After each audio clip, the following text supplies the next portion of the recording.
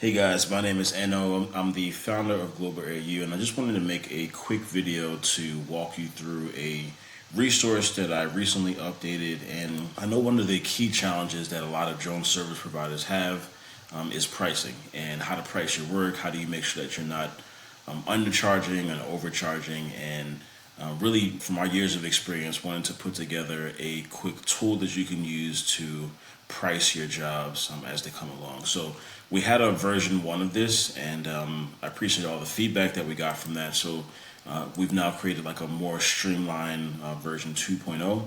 And as you can see here, you're first going to calculate your expenses, right? So everything that goes into doing the job, and then you will now have a few line items like overhead, equipment depreciation, and administrative, typically costs that we add to each job.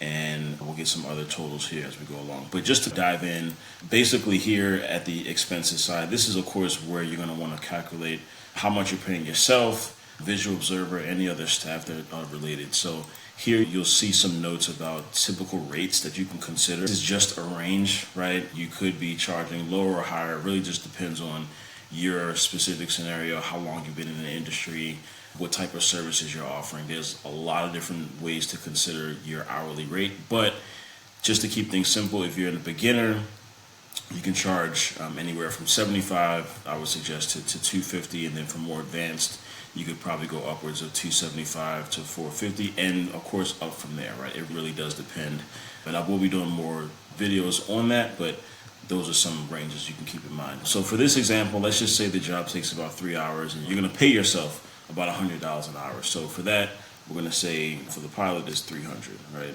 Let's say you are gonna bring in a visual observer. For those 3 hours, you're gonna give them, let's just call it $50 an hour for 3 hours. So that's about 150.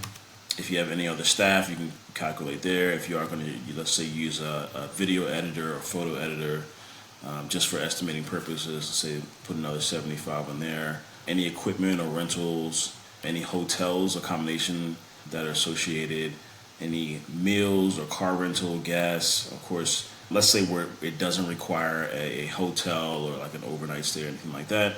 We'll just put in something for gas here, and no rental cars. Let's say meals, of course. Gonna grab some lunch either before or after, so let's just add about $50 meals. And let's see, anything else. Of course, you can always adjust this as needed. Insurance, you can get this now on a per job basis, so we could say something, and maybe it's gonna cost around $50 for that. And so now you can see the expenses subtotal here. So this is the cost that it's gonna take to complete the job, right? So of course, in order to make profit, you have to charge more than this. We know that just from this spreadsheet, this is going to cost us about $670 just to complete the job. From the expenses, right, we now have to calculate a few other totals. So now we have overhead. So overhead is pretty much for like software, any kind of rent, office rent, subscriptions, any indirect costs that really support the project but aren't really billed directly to the client. Just best practice is to set aside at least 20% of every job to that. We also calculate for equipment depreciation. You're going to have to buy equipment at one point. You do want to be factoring that in for every job. So typically it's 10% of the expenses. And then we always calculate for administrative to account for time for writing proposals, verifying locations. So really this gives you a more direct way to look at everything that goes into completing a job, right? Sometimes it's really easy to underestimate, right, the time it actually goes into it. So this, of course, now gives you a new total expense, which is about 971. And all these numbers below this red indicator here, these are all auto-calculated for you, right? So you don't have to do anything outside of plugging in your expenses here. All these numbers are auto-calculated. So now we get the new total expenses, which is 971. And off of that, we're going to now add our profit margin. So best practice is to be anywhere from 30 to 60%. If you can go more, that's really based on your ability to sell the proposal and other factors. But if you have a profit margin of 40%, that's typically pretty good. So what happens is you multiply 40% or zero point 0.4 by the total expenses, and that gives you your profit margin here.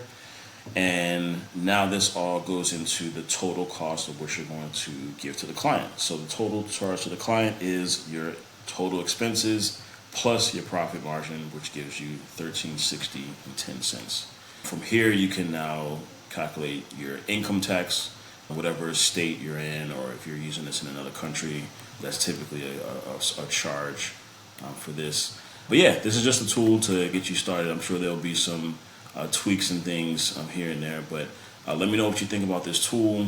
This is a part of a course that we're coming out with UAV Coach soon called the Drone Business Blueprint. We're going to have more tools like this in that course. So I'm going to leave some links below so you can check out more resources, and go to our website, go to globalairU.com for more free resources, and check out our blog posts and everything that we're doing to educate drone business owners around the globe. Thanks for your time. Let me know if you have any questions, and I look forward to seeing you again soon.